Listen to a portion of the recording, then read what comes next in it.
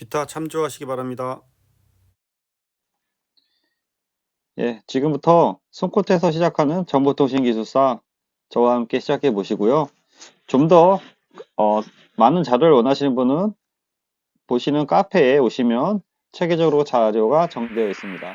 네, 안녕하세요. 이번 시간에 ICT 엔지니어 2023년 그 볼륨 50, 7, 8, 9에 나온 것 중에서 일부만 보겠습니다.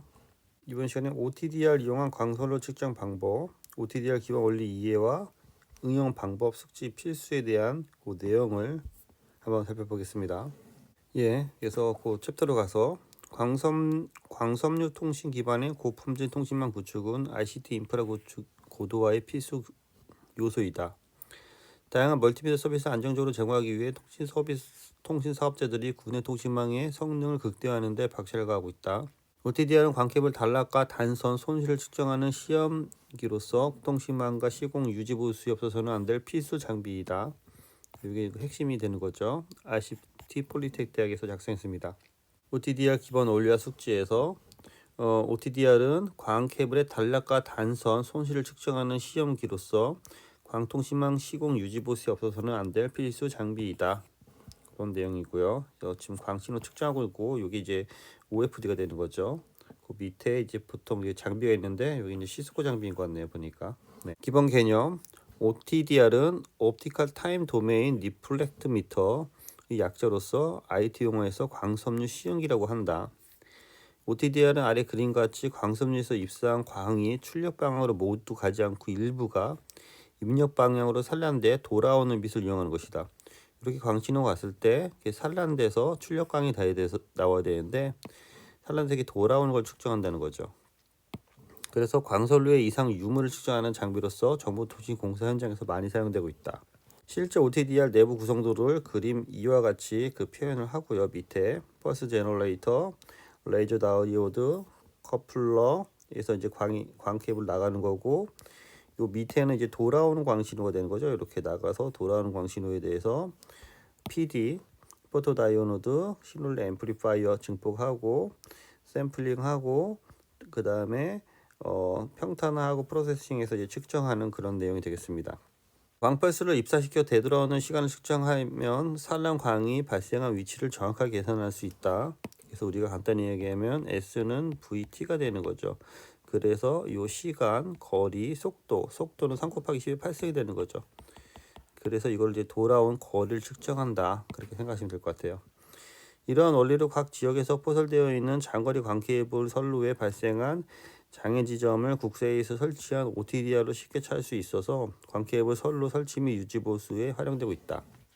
OTDR을 이용한 광선로 시험 상용화된 OTDR은 1310, 1550, 1625 나노미터의 파장을 갖는 펄스 레이저를 내장하고 있다. 여기 보시는 것처럼 펄스 제너레이터 레이저가 있는 거죠. 광펄스를 광선로에 입사시킨 후 되돌아오는 후광 산란 광의 왕복 지연 시간을 계산하면 광선로의 각 지점에서 광 커넥터의 반사와 광섬유의 굽힘 등에 대한 다양한 이벤트와 종단 위치를 정확히 측정할 수 있다. 대부분의 OTDR 장비의 화면은 수평축의 거리 킬로미터 이렇게 표시된다는 거죠. 수평축의 거리 킬로미터 수위축에는 광손실에 대한 dB를 나타낸다는 거죠. OTDR에서 사용하는 광원의 파장과 성능의 선택 시에는 측정하고자 하는 광섬유의 종류, OTDR 측정 거리가 단거리 군의 통신용인지 장거리인지에 따라서 가장 적합한 장비가 되도록 선정에 유의한다. 현상에 나타난 후방 산란광 감쇄 곡선은 좌측 광섬유의 입력단에서 우측 광섬유의 종단으로 선형적으로 감소하고 거리가 지날수록 이렇게 감소가 되는 거죠. 이렇게 거리가 지날수록 감소가 되는 거죠. 광섬유의 입력단과 종단단의 광 융착 지점에서 광 커넥터의 크랙 같은 이벤트 이렇게 이렇게 접촉돼 있으면 여기서 이벤트가 발생한다는 거죠.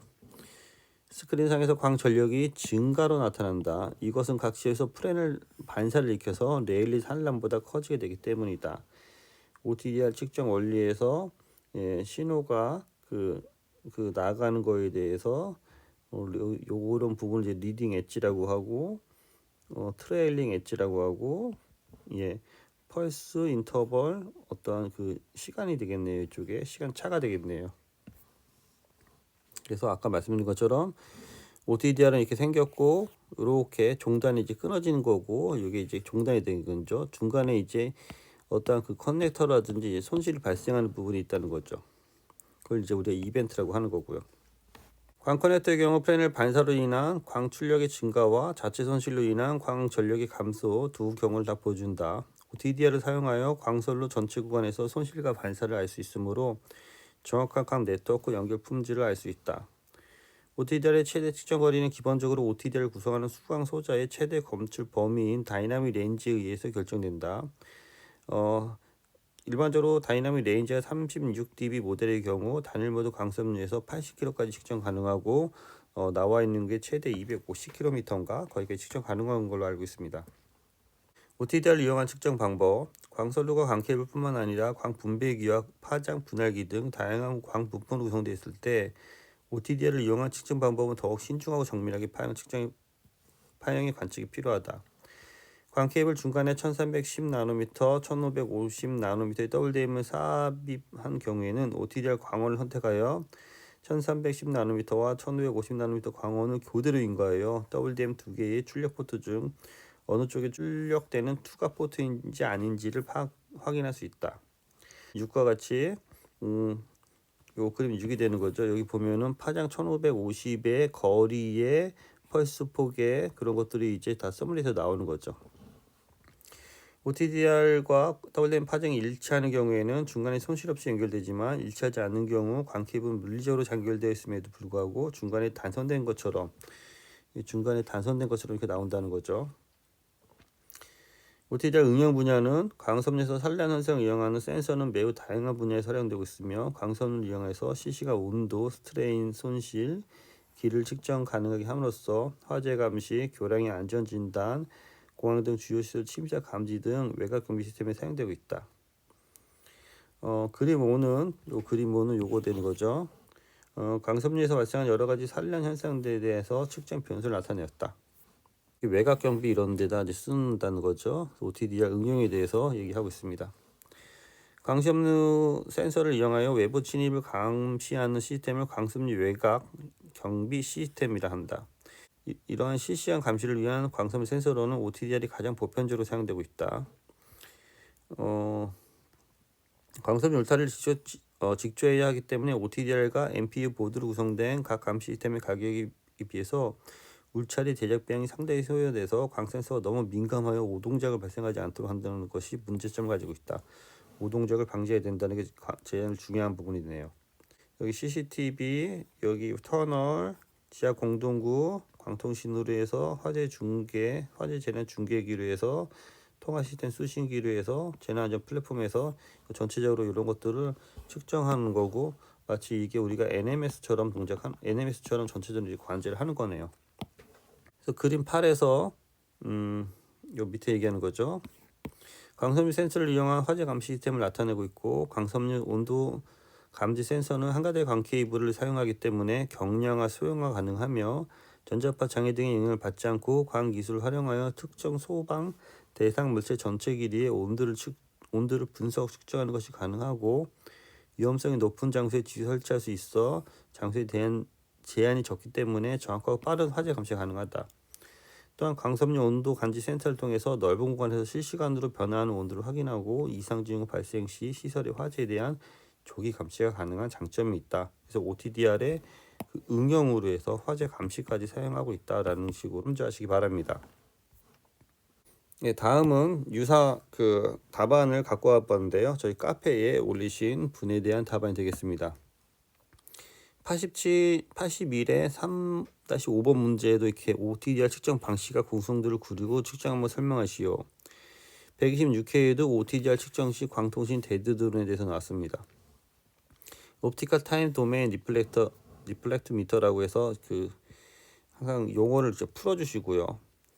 개요는 광 케이블 노후화로 꼬임 손상이 발생할 수 있고 이상 발생 시 위치를 탐지할 수 있는 수단이 필요하다. OTDR은 광 케이블 접속 손실, 접속성 위치를 측정하는 기기이다. OTDR 구조 및 동작 원리에서 아까 했던 부분을 이렇게 써머리 했고 요 밑에다가 거리랑 여기 감세랑에서 이렇게 간단히 표시했고 이벤트라는 것도 표시했네요. 광 커플러, 광신호 검출기, 신호 처리기, OTDR 화면에서 이런 것들은 여러분이 꼭 정리하셔서 여러분의 그림으로 그리셔야 돼요. 그래야지 나중에 쓸 수가 있죠. 구성 요소는 여기 있는 내용이 그대로 오면 되는 거죠. 광원, 고출력 광원 펄스, 고출력 광원 필요, 레이저 다이오드, 광신호 검출기, 반사광 검출, 신호 처리 전달, 신호 처리기, 반사광의 세기를 전기 신호로 처리한다. 그래서 이 그림은 앞에 있던 요 그림 있잖아요. 다시 보면 이 그림은 숙지에서 여러분의 그림으로 꼭 그리시기 바랍니다. 특징은 특징 OTDR에서 거리에 따른 손실 측정, 광섬유 이상 위치 파악, 광섬유 절단이 불필요하다. 광섬유 절단 위치도 파악할 수 있는 거죠. 입력단에서만 측정한다.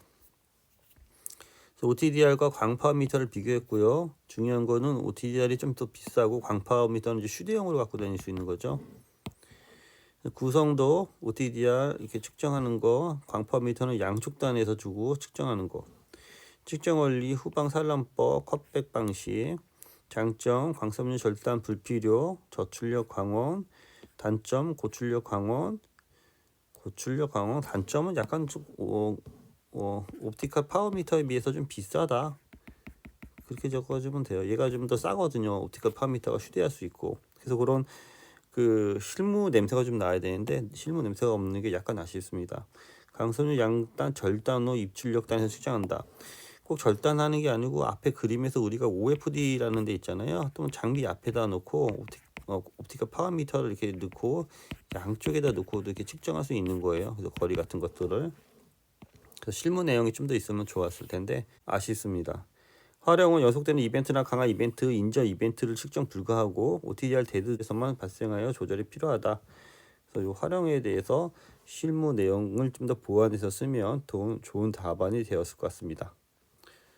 네, 이상입니다. 수고했습니다.